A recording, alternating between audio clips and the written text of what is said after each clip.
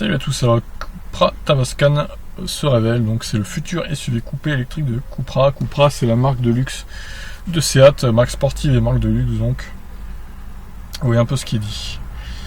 Donc apparemment ils dévoileront au salon de Francfort, c'est dans 2 semaines hein, clairement, du 14 au 21 septembre 2019, le concept car Tavascan. Son nom est celui d'un village de la province de Lleida en Catalogne. Ce SUV coupé 100% électrique annonce un modèle de série programmé pour l'automne 2020.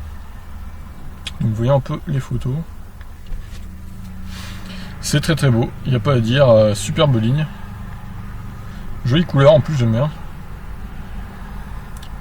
L'arrière très réussi également. Le ciel assorti à la voiture. tout est fait dans ces photos pour mettre en valeur la voiture, clairement.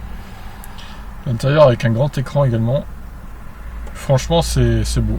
C'est beau. Donc Seat, on le rappelle, hein, c'est le groupe Volkswagen.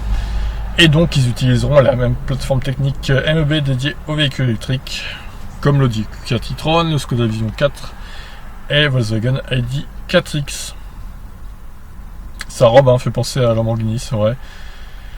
Il pourrait presque faire figure de petit Urus électrique. Le museau est agressif et l'aérodynamisme affûté. Les entrées d'air sont généreusement dimensionnées et le haut de sa lunette arrière est hérissé de 7 pointes. Difficile de faire plus méchant. Le Cupra Tavascan dispose de 2 électromoteurs imparessieux, ce qui lui octroie une transmission intégrale et une puissance cumulée de 306 chevaux. Il revendique le 0 à 100 en moins de 6 secondes 5. Alors pour 306 chevaux, pour le coup, c'est pas énorme la perf.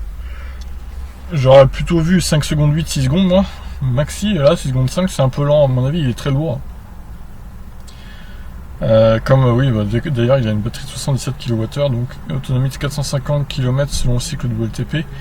C'est 13 kWh de plus que le Kona pour une autonomie égale.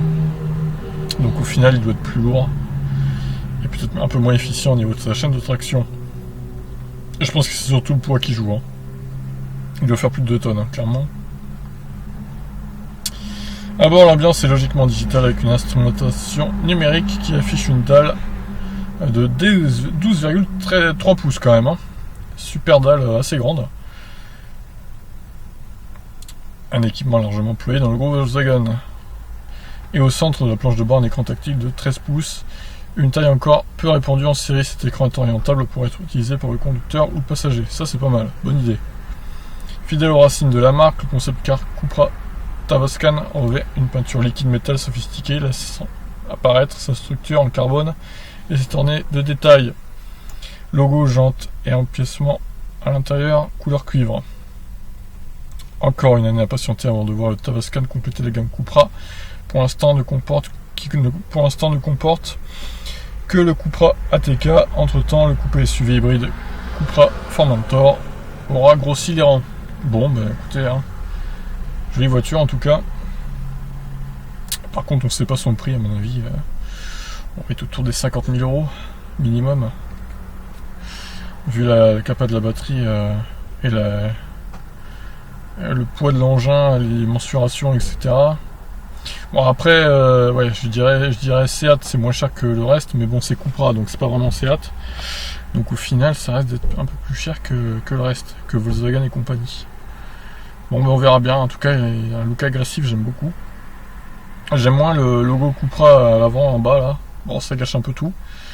Mais bon, pourquoi pas, après très très jolie voiture en tout cas. Sur ce je vous laisse, n'hésitez pas à réagir. Ciao.